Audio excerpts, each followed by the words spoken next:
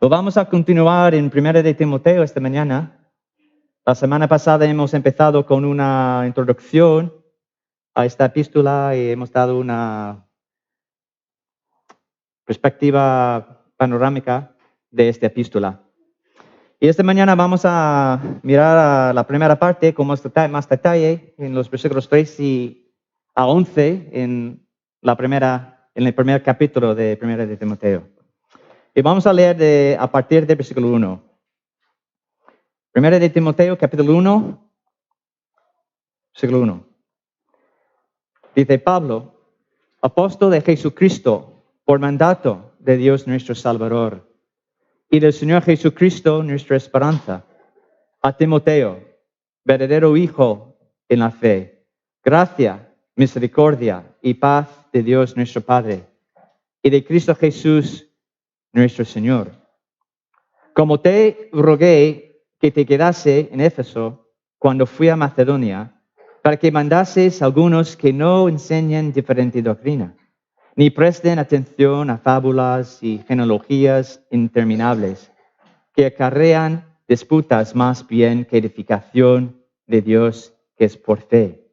Así te encargo ahora, pues el propósito de este mandamiento es el amor, nacido de corazón limpio, y de buena conciencia, y de fe no fingida, de las cuales cosas desviándose algunos se apartaron a vana palabrería, queriendo ser doctores de la ley, sin entender ni lo que hablan ni lo que afirman.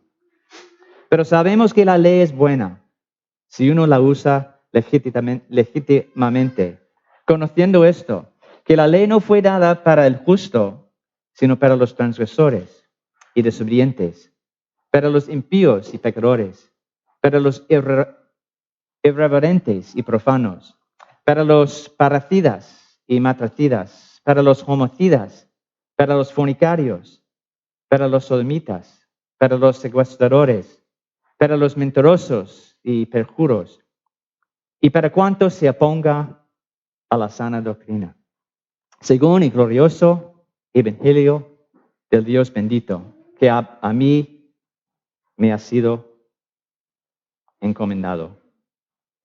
Que el Señor bendiga su palabra esta mañana. Y quería llamar a nuestra atención a Hechos 20. Hechos 20. En Hechos 20 vemos que en la última parte de su segundo viaje misionero, Pablo reunió con los ancianos de la iglesia de Éfeso. Y 1 de Timoteo no entra en el libro de Hechos. ¿Vale? 1 de Timoteo habla de cosas después de lo que tenemos en el libro de Hechos. Pero en capítulo 20, Pablo reunió con los ancianos de esta iglesia después o justo al final de su segundo viaje misionero. Y cuando Pablo se despidió de ellos, dio palabras de advertencia a los ancianos de esa iglesia. Y parece que sus palabras de aviso de lo que iba a pasar se cumplieron no mucho después de su partida. En Hechos capítulo 20, los versículos 29 a 30, Pablo ha dicho esto a los ancianos en Éfeso. Entrarán en medio de vosotros lobos rapaces, que no perdonarán al rebaño. Y de vosotros mismos se levantarán hombres que hablan cosas perversas para arrastrar. Y cuando leemos 1 de Timoteo, lo que encontramos en esos primeros versículos y a lo largo de esta epístola, que sí, se ha levantado hombres que hablaban cosas perversas. Enseñaban diferente doctrina entre los hermanos. Una doctrina diferente que el evangelio de Jesucristo, el evangelio de la gracia, según versículo 3. Y la verdad, aunque equivocarse es algo común entre los hombres, y uno puede confundirse, existen medidas que se toman para evitar errores, como por ejemplo el corrector ortográfico en nuestros ordenadores o en nuestros móviles, ¿no? Cuando dictamos un mensaje de WhatsApp, ¿no? La iglesia también puede confundirse fácilmente y corre el riesgo de desviarse del evangelio verdadero. Y la carta de 1 de Timoteo que tenemos aquí esta mañana fue escrito para apoyar a Timoteo en su defensa del evangelio, para defender la verdad que Dios salva al pecador por medio de su Hijo Jesucristo. Es por la gracia. Pablo insta al joven Timoteo que pelee la buena batalla de esta fe que estamos hablando. En 1 de Timoteo 6:12, si recordamos de la semana pasada, Pablo dijo a Timoteo, pelea la buena batalla de la fe, echa mano de la vida eterna. Y a lo largo de la historia, el Señor ha levantado hombres y mujeres que han defendido la fe bíblica del Evangelio de la gracia. Damos gracias a Dios que ha levantado a personas como Agustín, por ejemplo, Lutero, Calvino, y en nuestros días, Sproul y MacArthur, y otros que podemos nombrar, que el Señor ha levantado de una manera especial para guardar y defender la verdad del Evangelio de la gracia. Damos gracias a Dios que ha levantado también, que el Señor han dado a la iglesia grandes confesiones a lo largo de la historia de la iglesia. Confesiones que fueron escritas para defender la fe y defender la verdad. Confesiones como la Confesión Baptista de la Fe de 1889. ¿No? Los cánones de Dort. La Confesión de Westminster, que fueron escritas para guardar la iglesia de errores. Y damos gracias al Señor, tanto por eso, por esas confesiones a lo largo de la historia de la iglesia. Damos gracias a Dios también que en nuestro día, Dios ha levantado a nosotros, esta iglesia, para luchar juntos por la fe, ¿verdad? Gracias a Dios por esta iglesia, por esta congregación. En su carta a Timoteo, Pablo da una visión integral de la iglesia. Enfatiza que lo que una iglesia cree, dirige o condiciona cómo vive. Si creemos un evangelio falso, van a afectar nuestra iglesia. Enseña que la iglesia debe ser conocida por su integridad, que fluye de una devoción a Jesucristo. Eso es lo que enfatiza esta epístola de 1 de Timoteo a la iglesia de hoy. Un conocimiento bíblico del evangelio de Jesucristo es fundamental, crucial y vital para que una iglesia sea saludable. Para nuestra iglesia, esta iglesia aquí en Vicabro, sea saludable. Es sumamente importante que la iglesia sepa distinguir entre un evangelio verdadero y un evangelio falso. En el mundo de comercio, por ejemplo, es importante que los que trabajan en la caja, en Ahora Más o en el banco o en cualquier sitio que vamos a comprar, sepan reconocer un billete falso. Dicen que la textura de un billete verdadero es única y si uno conoce bien el tacto de un verdadero, es capaz de distinguir billetes falsos. Con la sencilla costumbre de pasar la yema de los dedos por un billete puede evitar una estafa. Hay otras características de billetes verdaderos que los falsos no pueden imitar ni copiar. Primero de Timoteo, lo que vemos aquí esta mañana en los versículos 3 a 11, Pablo da a Timoteo y a nosotros esta mañana unas características claves del evangelio verdadero que el falso en Éfeso niega.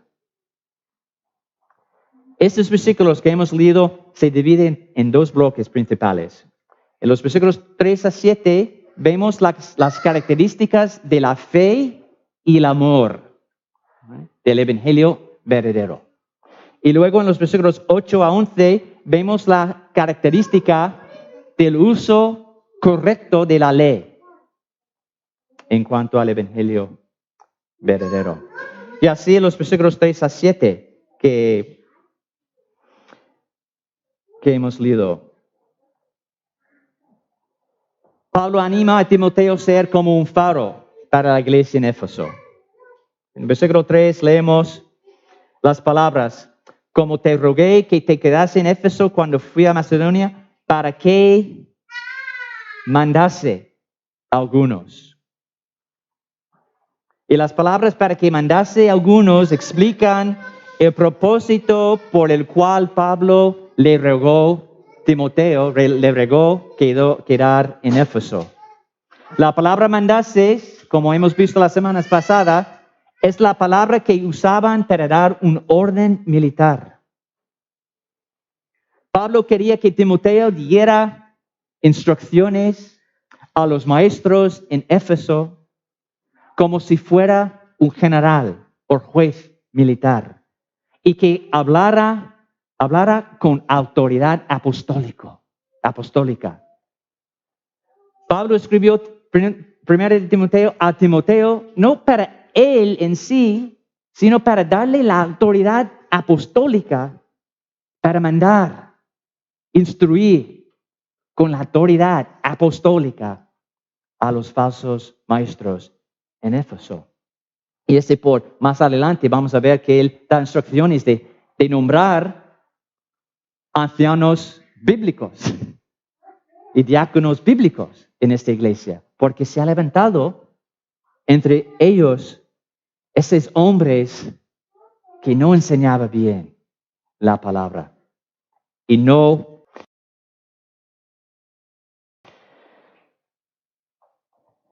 Timoteo debe mandar que los falsos maestros dejen lo siguiente que vemos en estos versículos 3 y 4.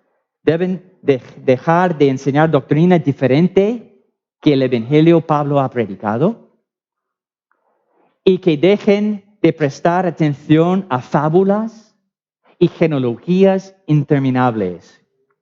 Y hay algún sentir aquí que a lo mejor estos maestros están en el libro de Génesis y están mirando a las genealogías y están inventando y discutiendo, especulando sobre estas listas, sobre la ley, la aplicación de la ley y la salvación. Y las palabras al final del versículo 4 que leemos aquí también. Entonces tenemos el mandato para que mandases algunos, y luego en versículo 4 tenemos las palabras, así te encargo ahora. Recalcan la importancia de esta carga que Timoteo ha recibido de parte de Pablo. Y los versículos 4 y 5 dan las primeras características del evangelio verdadero. Y tenemos un contraste, una palabra que realmente ya lleva contraste en el versículo 4, la palabra más bien. Entonces tenemos aquí, con este contraste, Pablo llama nuestra atención y llama la atención a Timoteo y a la iglesia de Éfeso a las primeras características del evangelio verdadero. Dice que la fe y el amor, cuando dice, más bien, ellos que esa enseñanza de estos maestros da lugar a disputas, especulaciones, más bien que edificación de Dios que es por fe. Y luego dice en versículo 5, pues el propósito de este mandamiento es el amor. La fe y el amor son las primeras características del evangelio verdadero. La fe y el amor son inseparables en cuanto al evangelio verdadero. A los corintios, Pablo dijo, ahora permanecen la fe, la esperanza y el amor. A los gálatas dijo, en Cristo solo la fe y el amor tienen valor. Y Pablo encomienda a la iglesia de los tesalonicenses por su obra de fe y su trabajo de amor. Cuando hablamos del evangelio de Jesucristo, el evangelio verdadero, la fe y el amor son inseparables. Y el punto de partida para la salvación es la fe. Es la fe. Romanos 1:17 anuncia que la vida que Dios acepta empieza por la fe y se continúa por la fe. Cuando dice en Romanos 1:17, porque en el evangelio la justicia de Dios se revela por la fe y para fe. Como está escrito, más el justo por la fe vivirá. Desde su inicio hasta su fin, el plan de Dios para la salvación de los hombres es por la fe. Empieza con la fe y continúa por la fe. Por la fe vivirá el justo, dice Pablo. En ningún momento predicamos un evangelio que supone que vivir la vida cristiana es por las obras. En ningún momento. El evangelio enseña que vivimos la vida por las obras. Pablo reprende a los Gálatas en Gálatas 3:1-3, si quieres buscarlo. Él ha dicho lo siguiente a los Gálatas, que también tenían el mismo problema de abandonar la sana doctrina del evangelio. Dice que, oh Gálatas insensatos, ¿quién os fascinó para no obedecer a la verdad? A vosotros ante cuyos ojos Jesucristo fue ya presentado claramente entre vosotros como crucificado. Esto solo quiere saber de vosotros. ¿Recibisteis el Espíritu por las obras de la ley o por el oír con fe? Tan necios sois, habiendo comenzado por el Espíritu, ¿ahora vais a acabar por la carne? La primera característica del evangelio es la fe. Y esta fe tiene Jesucristo como objeto. Romanos 5:1-2 dice el siguiente: justificados pues por la fe, tenemos paz para con Dios por medio de nuestro Señor Jesucristo, por quien también tenemos entrada por la fe a esta gracia en la cual estamos firmes. La fe bíblica, la fe del evangelio verdadero, tiene a Jesucristo como su objeto. Por la fe tenemos paz con Dios, no por las obras. Por los méritos de Cristo y no por nuestros méritos.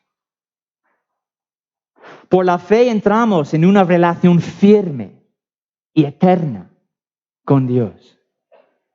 El evangelio verdadero anuncia que la salvación es por la fe y para la fe. En ningún momento el evangelio nos enseña dejar la fe y continuar por las obras.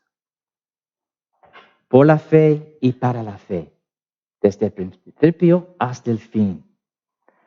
Y luego en 1 Timoteo capítulo 1, en versículo 4, las palabras edificación de Dios, cuando dice, ¿no? Más bien que edificación de Dios que es por la fe. Los maestros en Éfeso están enseñando una diferente doctrina, un evangelio, otro evangelio. Y lo que pasa es que los hombres están discutiendo sobre esta enseñanza. Más bien que dice la edificación de Dios que es por la fe. Y esas palabras refieren a la administración o el plan que Dios tiene para la iglesia. ¿Vale? Edificación de Dios es el plan que Dios tiene para su iglesia. Esta palabra edificación es la palabra que viene la palabra administrador, administración. La Biblia de las Américas traduce las palabras en versículo 4 así: hacer avanzar el plan de Dios. En lugar de avanzar el plan de Dios, ellos dan lugar a discusiones. El plan de Dios para su iglesia es que los que administran la palabra promueven el crecimiento en la fe, en fe. No por obras, en fe. Esa es la buena administración de Dios. Porque la edificación de Dios o la administración de Dios o el plan de Dios para la iglesia es por la fe. La salvación es por la fe y no por las obras. Los maestros falsos en Éfeso, al contrario, enseñaban una doctrina diferente, según versículo 3. Las fábulas y genealogías interminables que enseñaban eran todo lo contrario del evangelio verdadero. Y cuando leemos palabras con interminables, tenemos la sensación que es una enseñanza que no tiene fin, ¿no?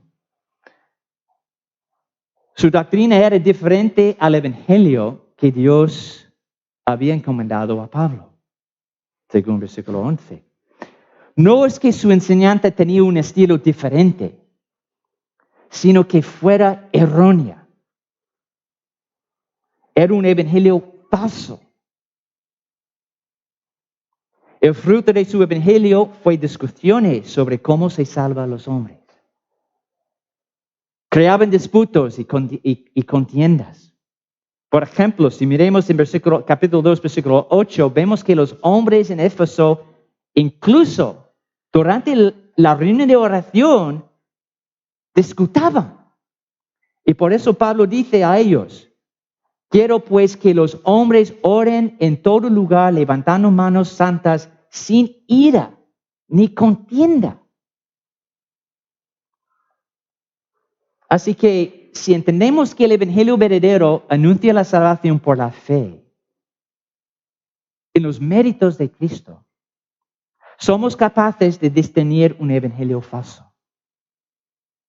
Como existen ciertas características de billetes verdaderos que hacen posible distinguir los falsos, existen ciertas características del evangelio verdadero que nos ayudan a distinguir un evangelio falso.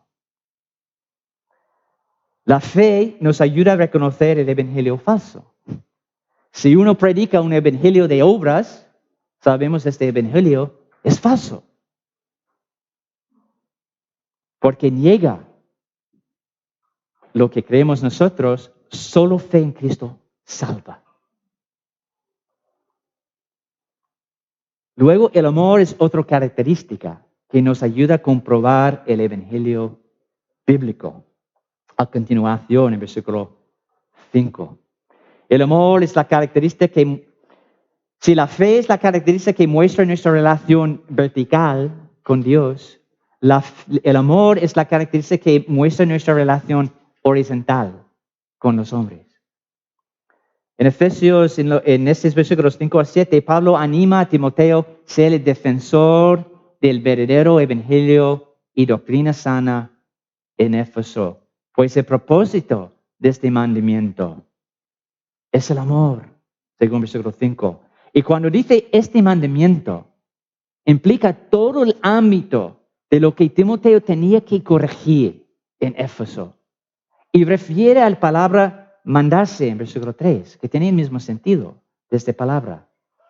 Entonces, en todo lo que Timoteo tiene que corregir en Éfeso, el propósito de este mandamiento es el amor.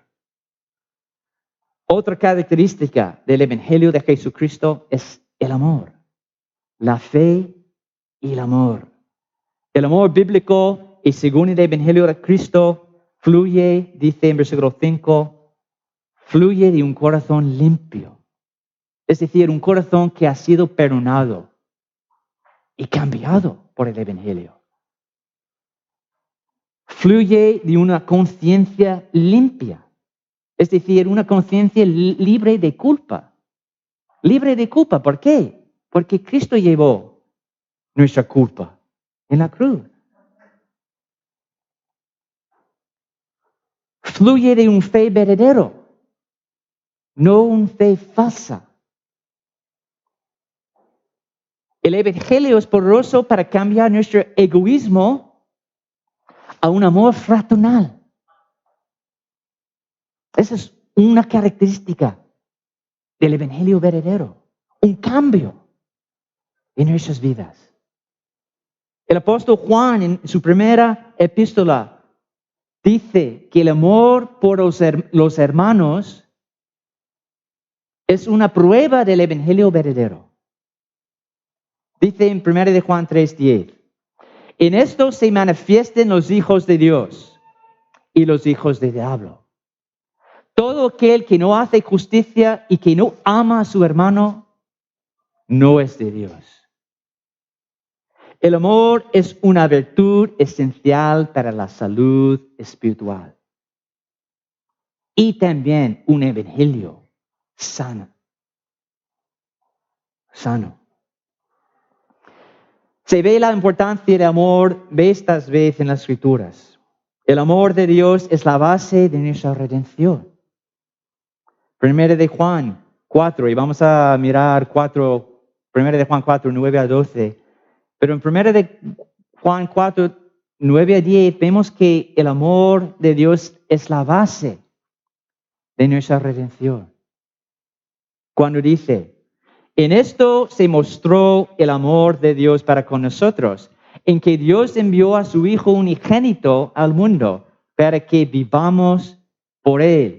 En esto consiste el amor, no en que nosotros hayamos amado a Dios, sino en que Él nos amó a nosotros y envió a su Hijo en propiciación por nuestros pecados. El amor es el base de nuestra redención. El amor por los hermanos muestra que hemos sido amados por Dios. A los siguientes versículos 11 y 12.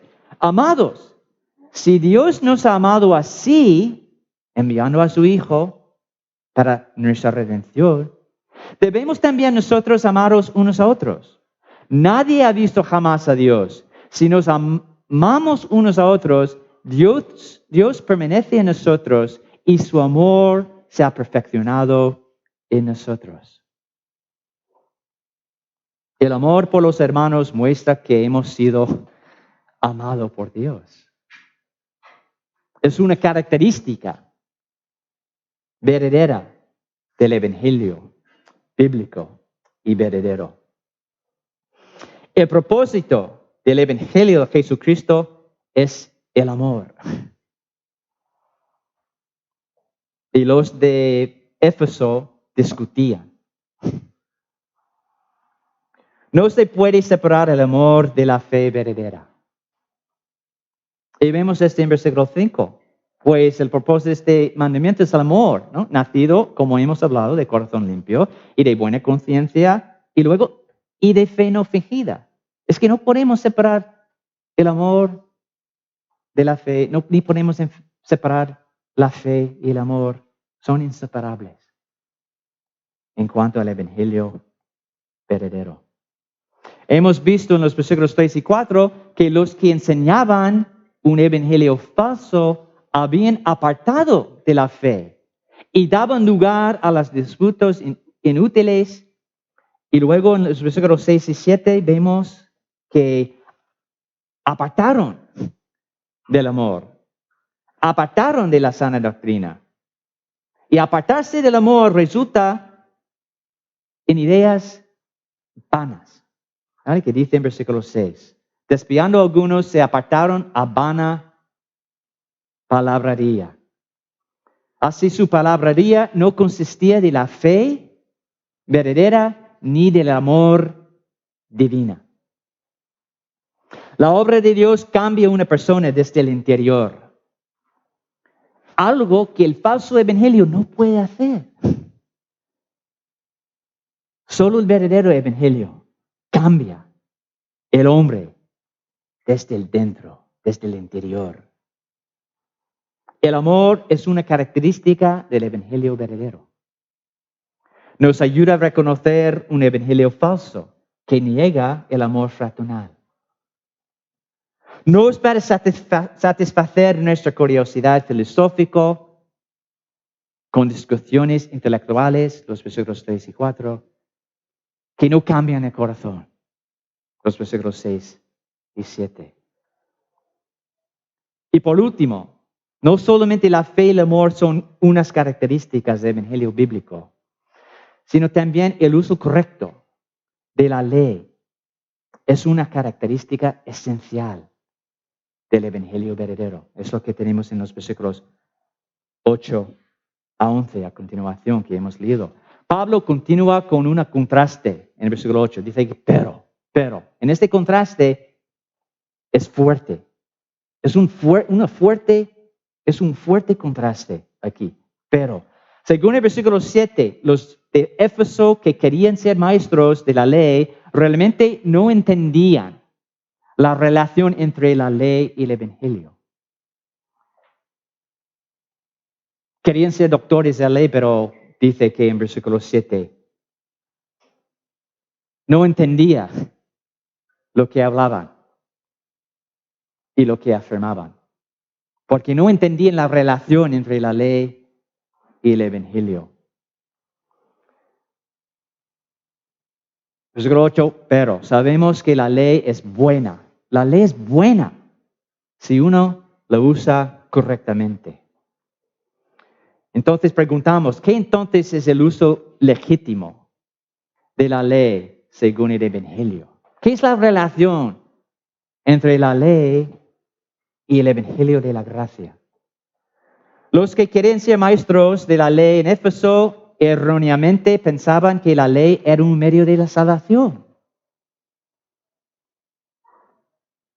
Sin embargo, la ley no salva, sino que la ley nos enseña que somos pecadores, porque no cumplimos la ley que es bueno. La ley es bueno,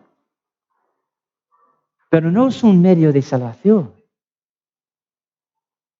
Gálatas 3:24, otra vez, Pablo dice a esta iglesia en 3:24, de manera que la ley ha sido nuestro ayo para llevarnos a Cristo, a fin de que fuésemos justificados por la fe.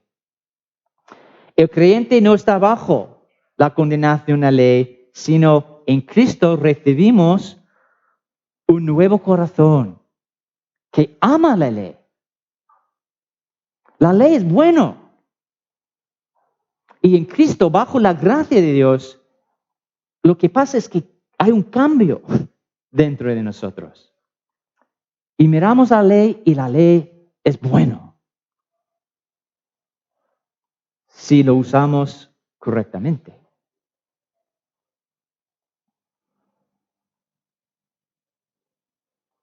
La ley no es un medio de salvación. No empezamos con la fe y el amor y luego continuamos por la ley o por la carne. No. En Tito 2, 11 y 12 es lo que Pablo dice en cuanto al evangelio de la gracia. Porque la gracia de Dios se ha manifestado para salvación a todos los hombres, enseñándonos que renunciando a la impiedad y a los deseos mundanos, vivamos en este siglo sobria, justa y piadosamente. Entonces, vivimos el evangelio por el Espíritu según la gracia. Y cuando vivimos así por la fe, vemos que la ley es buena. Cuando pecamos, confesamos nuestro pecado según el evangelio. Dios es fiel y justo para perdonar nuestros pecados y limpiarnos de toda maldad, según 1 de Juan 1:9. animamos unos a otros según el Espíritu a seguir a Cristo en fe y amor. No exhortamos unos y otros por la ley, porque la ley no es, dice, dado para el justo. Es que no exhortamos unos y otros que tienes que hacer lo que dice la ley, porque si no, vamos a poner en duda tu salvación. No. En Cristo, por la fe, somos bajo la gracia. Y entonces la ley es buena. Sí, nos ayuda, nos encamina, pero no es un medio de salvación. No ponemos la ley sobre nuestros hombros como un pesa.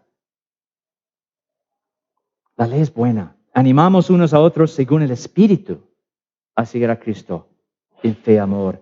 Pablo exclamó en Romanos 8, 1 y 4, si quieres buscarlo. Romanos 8, 1 y 4. Pablo exclamó algo maravilloso a los Romanos. Dice que ahora pues ninguna condenación hay para los que están en Cristo Jesús. Los que no andan conforme a la carne, sino conforme al Espíritu. Porque la ley del Espíritu de vida en Cristo Jesús me ha librado de la ley del pecado y de la muerte. Porque lo que era imposible para la ley, por cuanto era débil por la carne, Dios enviando a su Hijo en semejanza de carne de pecado, y a causa de pecado, condenó al pecado en la carne. ¿Para qué? Para que la justicia de la ley se cumpliese en nosotros. Que no andamos conforme a la carne, o conforme a la ley, sino conforme al Espíritu. Gracias a Dios por su glorioso Evangelio, ¿verdad? Que nos cambia. Esforcémonos entonces a crecer en nuestro conocimiento bíblico del Evangelio de Jesucristo, para que seamos una iglesia saludable, para que nunca seamos engañados por otro evangelio. Que no pensamos en ningún momento que tenemos que cumplir la gracia de Dios en nosotros por la ley. No. Por la fe y para la fe. Y el propósito es el amor. Un corazón cambiado. Que estemos firmes en la fe, amor y un entendimiento correcto de la ley. Para la gloria de nuestro Señor Jesucristo y nuestro Dios bendito, ¿verdad? Que el Señor bendiga su palabra esta mañana. Amén.